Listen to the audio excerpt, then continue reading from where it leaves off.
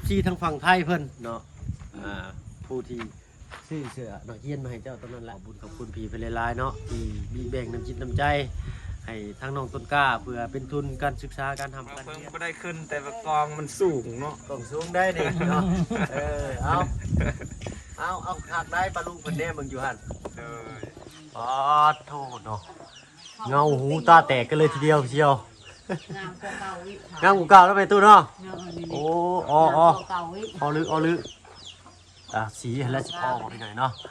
คันพ่อก็ได้สำได้ก็เอาสำนั่นก่อนเนาะถ้าไปสิแหละงามเลยแหละเพิ่นจัดการให้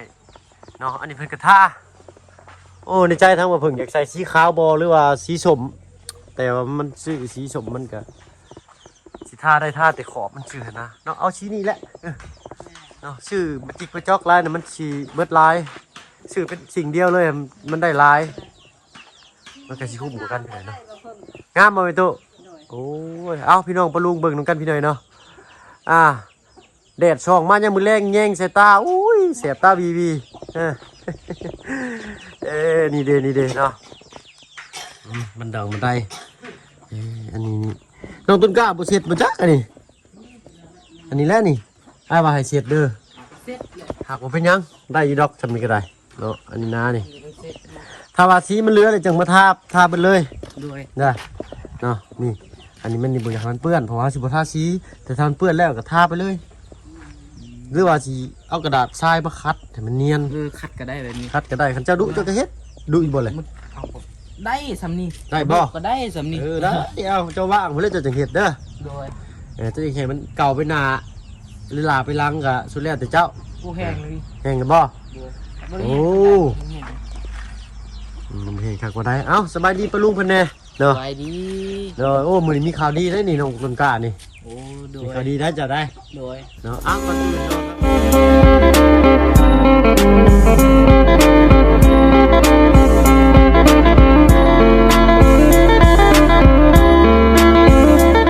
กับทักทายเด้อพี่น้องเด้อเนาะกับทักทายสบายดีผู้ใหญ่ใจดีและ FC เบิร์ดทุกท่านที่เข้ามาหับมาชมช่อง YouTube บ่เพิ่งเคยละคือเก่าเนาะบ่ฝั่งไทยฝั่งลาวและก็ทั้งฝั่งต่างประเทศก็ยินดีต้อนรับเข้าสู่ช่อง YouTube บ่เพิ่งเคยละอีกเช่นเคยพี่น้อยเนาะทั้งพี่เพิ่นให้บอกน้องต้นกล้าแต่เมื่อวานนี่แหละเนาะข่าวดีเนาะแต่ว่าทางมาเพิ่งยังบ่พร้อมว่าซั่นซะเนาะมันสิลืมมันนะเอาทีละอย่างก่อนเนาะเมื่อวานนี่ก็เอาขู่ทั้งกระมังเสือสาดมาให้เพิ่นเนาะเอาทั้งน้ำมาละอะไรก็มื้อนี้ก็เอาสีมาให้น้องเพิ่นเนาะเบิ่งสิจังระดับกล้องเด้อความตรงของกล้องข่อยสิซำนี้ปั๊บนี่ซำนี้เลยพี่น้อยนะก่อนยังไว้ซำนี้ตรงเป๊ะเลยเนาะเส้นศูนย์กลางของระดับมาตรฐานเลยนะมีอันนั้นบ่มีมีดน้อยเอามาแซะนี่ออกก็ได้นี่แซะปูนนี่เอาสีเหลืองก็ทาไปเลยเนาะตัดไปเลยเนาะเป็นได้เป็นตู้ขึ้นนอนเมื่อคืนนี่ฟันดีอยู่บ่สบายดีปะลุงเพิ่นแน่สบายดีเลยโอ้ยได้ใส่เสื้องามเนาะบัดนี้เนาะซักอยู่บ่นี่เสื้อนั้นบุญคงเมียบุญคงนั่นให้นี่เสื้อเก่าเมียไอ้บุญคงเพิ่นเอามาให้โอ้ก็ดีกว่าบ่มีใส่ได้พี่น้อยเนาะซักอยู่บ่นี่ซักแล้วซักแล้วบ่มีแฟบอยู่บ่ซักผ้านั่นซักทำได้แล้วแหละบ่เคยใส่แฟบซ้ำบ่จักนี่เนาะว้ายแล้วกันพี่น้อยเนาะใส่หล่อเบิ่งก่อนจังได๋สิพาเบิ่งเฮือนงามอีกเที่ยนึงพี่น้อยเนาะเด้อสบายดีเด้อประตูเด้อสบายดีเด้อโอ้ยได้ยังกินได้เด้อกินยาอะไรหลักกินสมอีกโอ้ยดื้อเนาะอันประตูไปนี่เนาะกินยาแล้วไปกินสมมันก็ซ้ำบ่กินนะยาลืมแล้วบ่เป็นหยังกินใหม่มื้ออื่นบอกเพิ่นละพี่หน่อยเนาะว่าบ่ให้กินสมมันกินยาเข้าไปแต่เพิ่นก็อยากก็ช่างเพิ่นแหละเนาะเพิ่นเช้าไว้ก็อดเอาเด้อน้องต้นกล้าเด้อหามีดหน่อยเด้อมันบ่มีเกียงแซะกะเอามีดหน่อยมาค่อยๆขูดออกอย่าไปฟันไหนขูดออกอันนี้ก็ขูดออกตามนี่ติดอยู่นี่ขูดออกเด้อก็ถือว่าบ่ได้เปื้อนลายพี่น้องเนาะมันก็มีเล็กน้อยให้แล้วเด้อ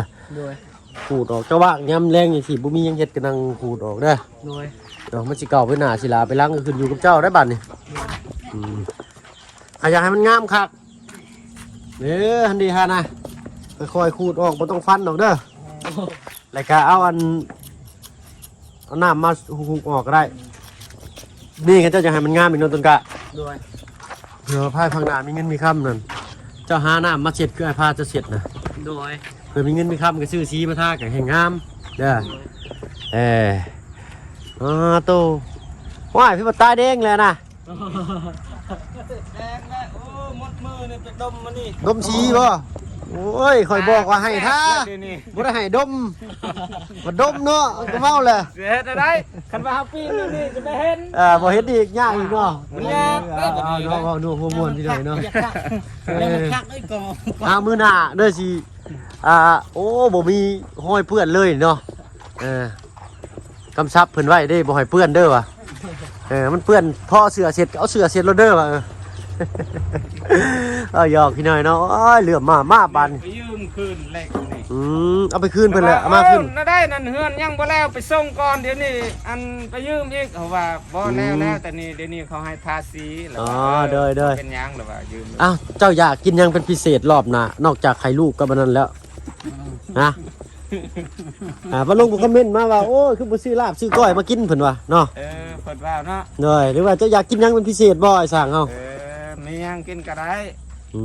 มีพริกกินพริกมีเกลือกินเกลือเนาะ บ่เป็นหยังดอก คันบ่มีพริกบ่มีเกลือก็อดน้ำกัน เอาเสื้อแม่ตู้เลย ได้ ลวกผักก็กินผักก็ได้ เลยเนาะเอามีสำได้กินสำนั่นเนาะมีหากินซิปก็บ่ได้แล้วพี่น้อยเนาะคนอื่นนะหาเช้ากินค่ำเฮาหาเดี๋ยวนี้กินเดี๋ยวนี้บ่ เอาเนาะเอาดึงออกมาอีกเนาะตึงกาหน่อยนึงอย่ามันไปยึบนี่บ่ได้เลยขอญาตมันชนนั่นเด้ชนไม้เชล่ามันบินหน่อยนึงมันอยาก มันสิบ่พอก็คือว่าบ่เพิ่งว่ามื้อเช้านี่แหละทาแต่นั้นไม่หยังบ่เขาเอิ้นบ่ กบ มีแต่วงมันแล้วแต่เดี๋ยวนี้ ทายังลายบ่ ยังแต่เฮาก็ทาเบิดเลย ทาไปเลย เลย โอ้ลูกติ่งได้แหละทาเลยไอ้เนาะบ่เป็นหยังทาเลยดอกคันบ่พอก็คือสีกระป๋องน้อย เนี่ยบ่พอก็ทาแต่วง บ้าน คือว่ามื้อนั้นแล้ว โดยบ้านน้องอาเจียงนะ2 ป๋อง2ครั้งใหญ่ครั้งเรียบมันนี่พอเพิ่นทาเบิดเด้ทาบันไดนี่บ่ควรทาเพราะว่าเฮาย่างขึ้นมันก็ลอกออกเนาะมันก็บ่งาม เรื่องตอนนั้นแล้วได้ก็เฮาเหยียบ เนาะเหยียบไปเหยียบมาแล้วมันหลุดเนาะอันทางที่ดีเฮาต้องทาสีไม้เนาะ แม่น เฮาต้องทาสีไม้บ่เอาสีเงาจังซี่เพราะว่ามันเคลือบซื่อๆเด้พี่น้อยเนาะเอาจังได้ก็งามเบิดหั่นล่ะพี่น้อยเนาะหาผ้ามาเช็ดด้วยน้องตุงกาเพิ่นเฮ็ดอันนี้ก็ได้ โอ้โดย เฮ็ดให้มันเป็นจุดดำๆนะมันบ่เข้าตากรรมการเลยได้นี่เด้อ โอ้เสร็จแล้วน้ำมันหยดดิ เจ้าไปบิดผ้ามาดมาใหม่ตัวอ้ายเพิ่นนี่จัดการมันมาเยอะนึงดอกเนาะนี่เด้พี่น้อยเนาะเดี๋ยวให้อ้ายเพิ่นจัดการตัวนี้ให้เนาะ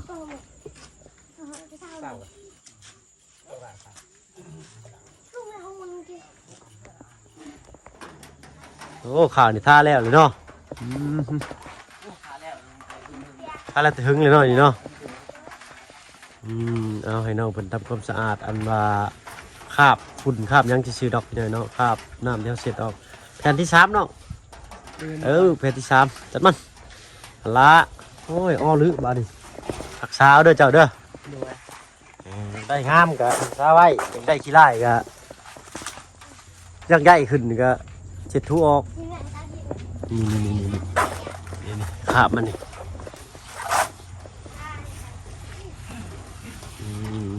นั่นแต่ว่าโอ้ยอะไรน้องเอากระช่างผมเป็นยังไม่เดียวแทบจะแนมบ่เห็นบุมันแห้งเลยก็เอาอันแนวสกิดออกก็ออกแล้วนะฮะมันออก บ่ต้องเอาน้ำมันใส่ยันมันอันถือนี่ยันมันถือชีมเป็นยังที่เนาะมันแห้งจะเอามีดมาสกิดออกมันกระดอนปอกออกเลยแหละมันบริติดเพราะว่าเนื้อไม่ใช่ล่าเฮามันอยู่แล้วเอาเนาะคำว่าเป็นชีพวกน้ำพียังติดเลยนะ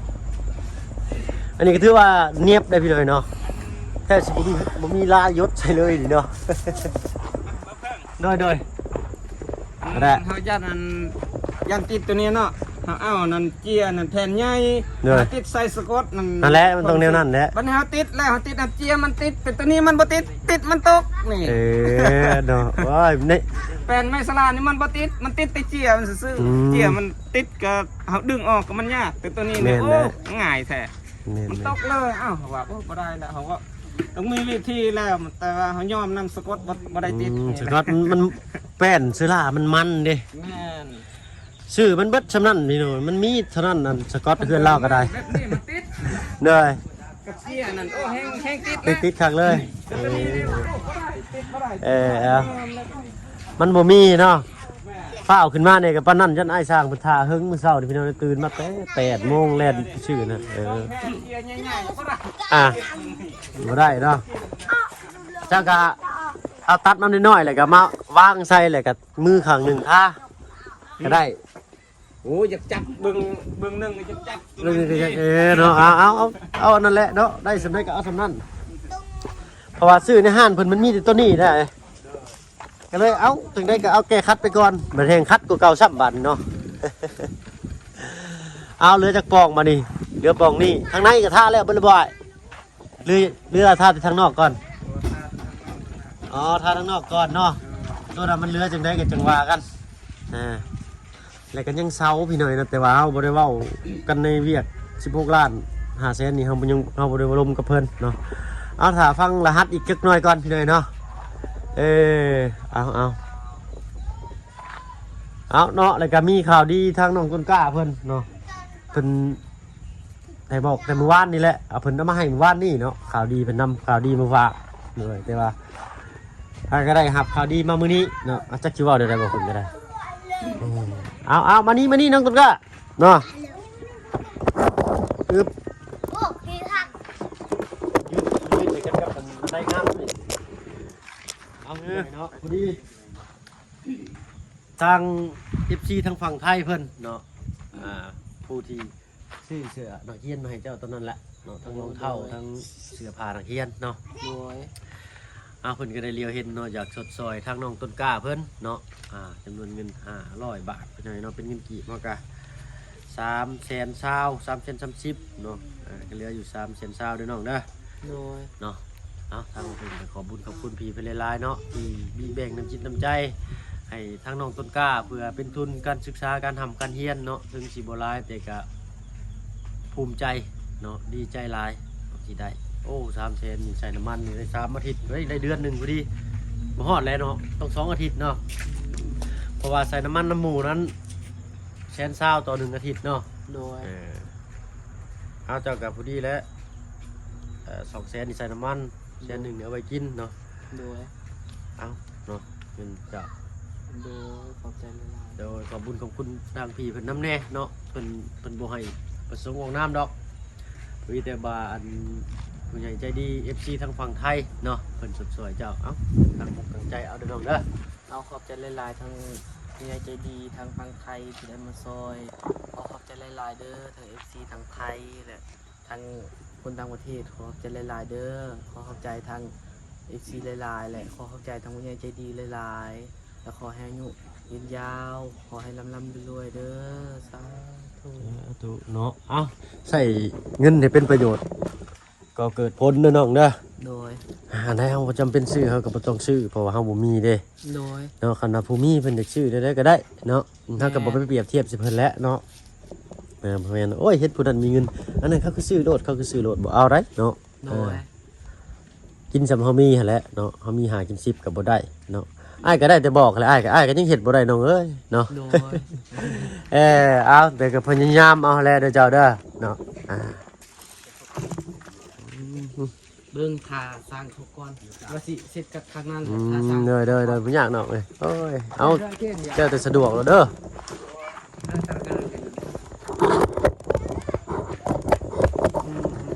เบิ่งน้ำมันไปสร้างมันด้วยสั้นเด้พี่น้อยเนาะขอโทษขออภัยไม่บ่มีเสียงคือกักเอ้ย ได้đâu đây là chậm này. Vậy cho nên rượu. Khen suối à? เราเพิ่งไม่ได้ขึ้นแต่ว่ากองมันสูงเนาะ กล่องสูงได้ดิเนาะเอาหักได้ปลาลูกคนแน่มึงอยู่หัน เลย งานลอยพี่นอนเนียบแน่นอนโอ้งามเนาะอ๋อลึกเนาะเอาเนาะบรรณามีงานที่เอิ้นใช่ทั้งง่ายเพิ่นนี่ละเนาะ เลย เพิ่นยังบอกด้วยว่าถ้าว่าแนวใดก็แล้วเวียกแล้วงานก็เซตลิ้นเซตเน่นนำเด้อเพิ่นว่าเนาะโอ้ยเนาะสร้างนี่คือสิเงาเลยข่อยว่าซั่น เอาว่าหยอกได้เด้อเนาะหักแพงกันไว้ดีกว่าสั่งกันเพิ่นว่าเนาะเป็นได้ปลุงFCคอมเมนต์มาเด้อเนาะติชมบ่ได้เฮาก็สิได้นำมาบอกสร้างเพิ่นแล้วก็ให้สร้างเพิ่นปรับปรุงบ่อนหั่นเนาะโอ้ยท้องฟ้าก็เป็นเขาทาขนาดมื้อนี้เนาะมีเมฆเนาะท้องฟ้าแจ่มใสแต่ว่ามีเมฆหนาว่าซะเอาเนาะป่ากล้วยนี่ก็เริ่มยาวขึ้นมาอีกแล้วเนาะ พอดีได้นอมันโหลด ต้นกล้วยน้ำว้าบ่นี่ ด้วยทนี่ กล้วยตานีแม่นบ่กล้วยตานีบ่แม่นนะประตูมีแต่ตัวเนี่ย ได้ไงไม่ ไอ้หลังนั่นยังหัวควัน ร้อนแต่ มันกล้วยยังเป็นตู้เนี่ย ฮะ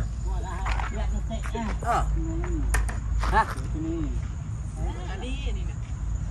กล้วยตา ให้ไปเพื่อนเอาไว้เหรอก ล้วยตานีที่เพิ่นเอาไว้ตำมันแม่นบ่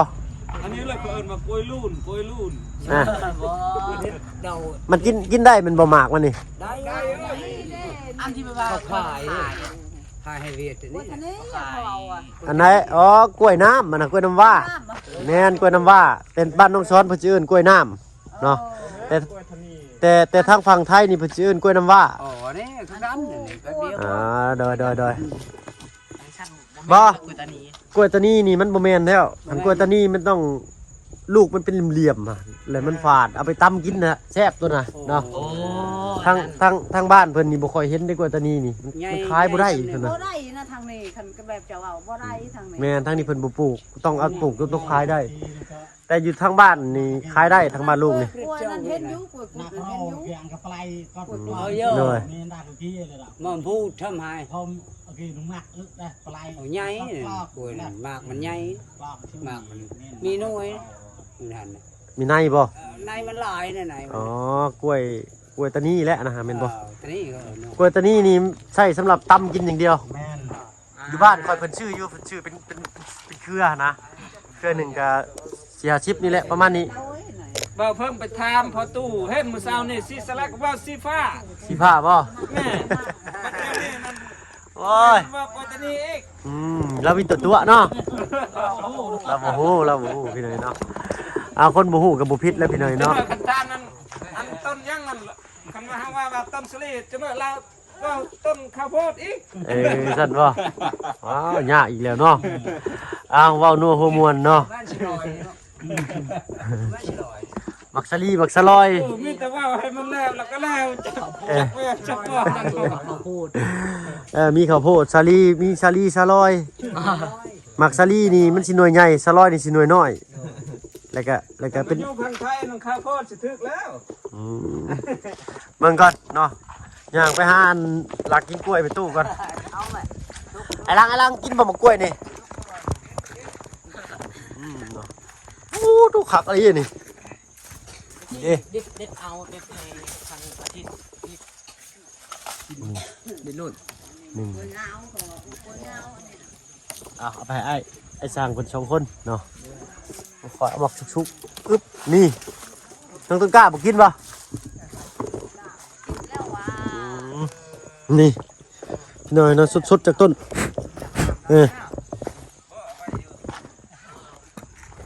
เหลือหน่วยหนึ่งนะยังผมชุกเลยกินกล้วยกันมาเนี่ยเดินทาง โดย อื่นสิตัดบ่อนะ ตัดโลดตัดมือนี่หรือบอกหรือว่าตัดมือ โดยมืออื่นก็ได้หน่อยเนาะ รถเขาจันบ่ โดย สรีแหละ ชุกหรือบ่นี่ เราก็สุกธรรมดา ชุกธรรมดาเนาะ โดย มันสุกมันสิแบบว่าไม่ค่อยได้แข็งแบบนี้ สุก30% มันไม่ค่อยได้หวาน กล้วยอันนี้บ่แพ้บ่ทอกล้วยอันนี้แสบ อ้กล้วยนั่นแซ่บ กล้วยยาวๆบ่ไปตู้ดีแล้วที่ข่อยเอาต้นมือปลูกพี่หน่อยเนาะฮะ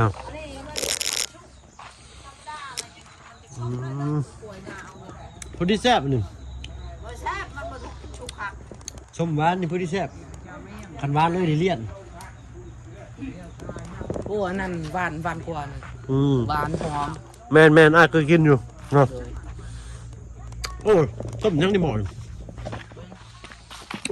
ได้ยังกินแรงมัน ต้มผักนั่นแหละ ขอกไม้เป็นตัวนี่ บ่เขากินเขาเห็ดตำเมียงแบบนั้นนะต้องปรุง น้ำพักบ่ แมน น้ำพักพี่หน่อยเนาะ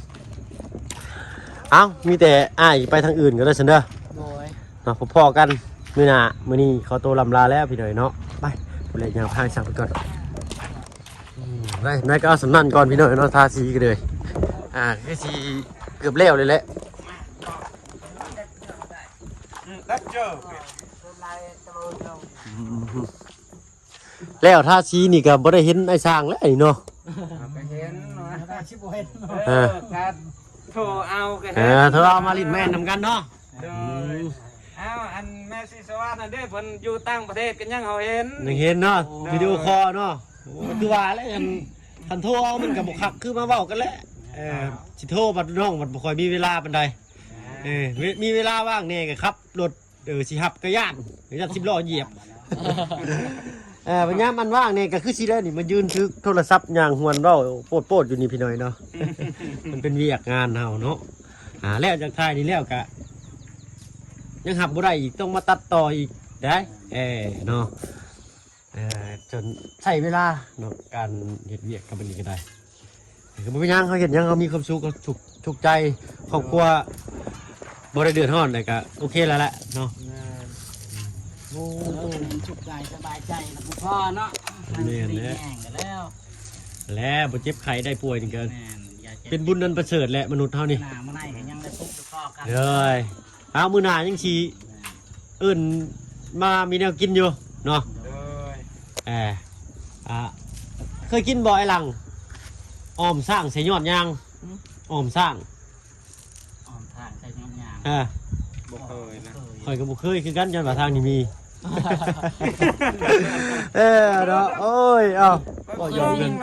เสียงบ่เคยได้ยิน เว้านี่ก็งงแล้ว งงเลยเนาะ งงแล้ว เอาเรียบร้อยบ่น่ะ เรียบร้อยแล้ว โอ้ยเนาะกระเดียวมันสิหึงกันนะ นี่แหละนั่นแหละ เอาบัดอันนี้คือบ่ท่าซั่นข้างน่ะพะท่า ทางมันก่อนนะ ท่าแล้วทางหน้าเจ้าบ่ท่าข้างน่ะมันก็ต้องได้ท่าด้วย ตามแล้วบ่เพิ่งมื้อเช้านี่ว่าตัวนี้ก็ทาบ่ทาเฮาชื่อสีส้มอีกเอา ทางหน้าท่าเลยนี่ก็ต้องได้ท่าคือกันแล้ว เบิ่งแล้วมันงามมันน่าท่าเลยก็ได้เลย เป็นเนี้ย โอ้ยสิได้หามลักล้านอีกแล้วนี่ ว่าง่าเฮาก็สมมุติมือแล้วเด้ สิท่าบ่บรรลุเนาะก็สิได้ท่าแล้วไอ้เนาะเพราะว่าย ากที่สุดแล้วลูกติกนี่ แม่นเลยเนาะมันบ่เรียบอันนี้คือสิท่าแป๊บเดียวนึงเนาะเอาบันไดมาก่ายบ่ได้บ่มันจึงบ่ได้หามนักล้าน บ่คันไดนั่นยันมัน ยันมันแตก มันแตกตัวนี้ เอาอันผ่าเคียนหัวบันไดสองข้าง ได้อยู่ ผ่าเคียนหัวบันไดเลยก็ตั้งป๊อกใส่ มี ได้ คันไดนะ คันไดมีแต่คันไดสั่นนะเพื่อนทั้งนี้แทบเพิ่นสิบ่ใส่บันไดเลยคันนี้อันนี้ต้นมะไข่พอดีแหละฮะ ได้ ไข่บันไดต้นมะไข่ได้นี่เด้นี่พอดีเลยฮะเห็นบ่พอดีเลย ไปอ่านสงกรานต์ ได้บ่น้องตุกกาเอาได้บ่ไปเอามาดูน้องตุกกาได้บ่ ได้แหละ สำนันได้บ่ ด้วยนี่กันว่าได้ลูกจริงนั่นโอ้ง่ายๆอย่าหาว่าน้องพูดอย่าใช้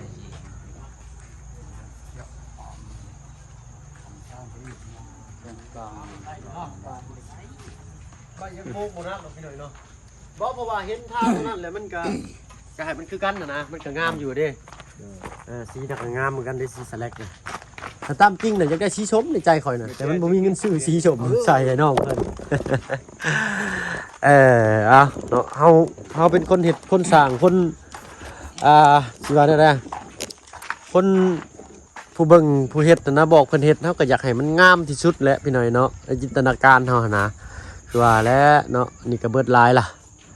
เนาะเอ้าเนาะเงินครับก็พอดีจ่ายช่างเบิดแล้วพี่น้อยเนาะ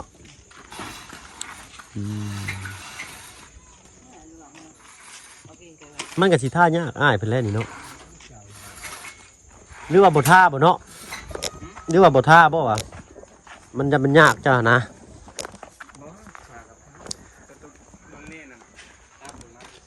แม่นแหละมันยากเจ้านะนี่พี่น้อยเนาะถ้าบ่เพิ่งมาเห็นตัวนี้เพราะว่าเพิ่นท่าเลยเด้อ๋อบ่ได้ท่า โอ้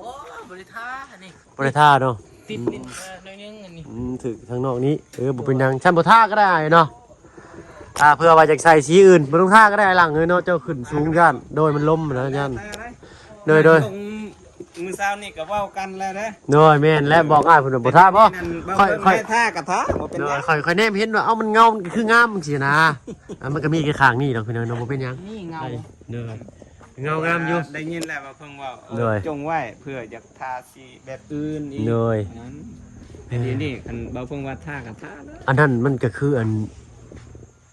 เป็นใหม่เนาะท่าบ่จ้ะวะมันท่าง่ายอยู่เด้ท่าอยู่ท่าก็ได้เนาะ นี่บ่ แม่น ก็นี่คันว่าอยากเปลี่ยนสีกับตัวนี้ก็เปลี่ยนเบิดเลย ต้องเปลี่ยนคือกันเลยเนาะ แม่น เอาซะ พระ เอา ว่มันโหมดมันงามแบบนั้นเลย เลยเอาบ่พาท่ากระชังซะเออว่าอยากใส่สีอื่นพี่หน่อยเนาะเอา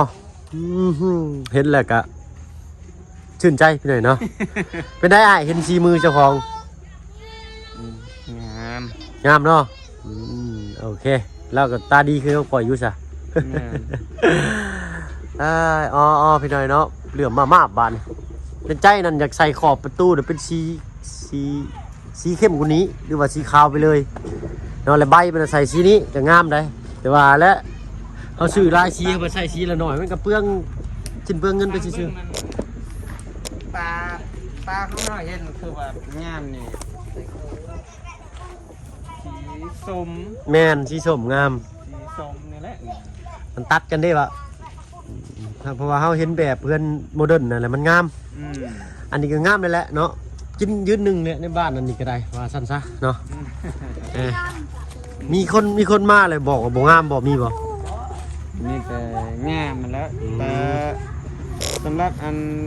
บแบบว่าที่ร่างเฮาเราบ่จักแต่ว่าตอนหน้าเฮาแต่หลายคนยอมอยู่ โอ้ยงามเลยพี่หน่อยเนาะนี่งามเลยไอ้เนาะถือว่าชุดๆเลยแหละกินขาดเลยแหละสังกะสอกสังกะสีเสียงดังอยู่บ่น้องทั้งเทิงยังค่ำคืนลมพัดลมยัง บ่และ บ่ดังแล้ว เงียบกิ๊บโอเคถือว่าร้อยเลย